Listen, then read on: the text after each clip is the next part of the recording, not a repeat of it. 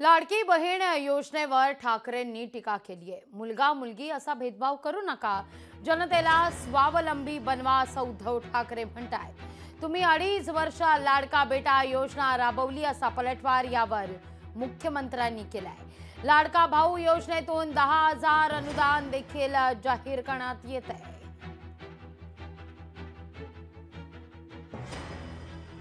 महिलांसाठी लाडकी लेक किंवा लाडकी बहीण ही योजना आणत असेल तर जरूर आणा, आम्ही स्वागत करतो।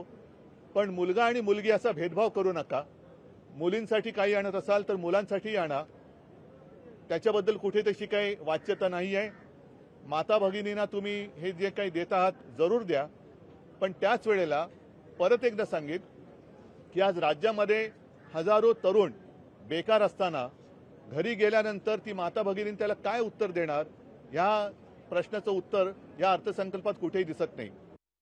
नाही, लाडका भाऊ योजना तर आम्ही केली ना, 10,000 रुपये देतोय, पण त्यांनी तर 2.5 वर्ष लाडका बेटा योजना राबवली, त्याचं काय? आणि म्हणून बरोबर आहे ना, लाडका भाऊ पण आम्ही घेतला, 10,000 रुपये देतोय। लोकशाही मराठी ऐका, पहा, जागरूक रहा।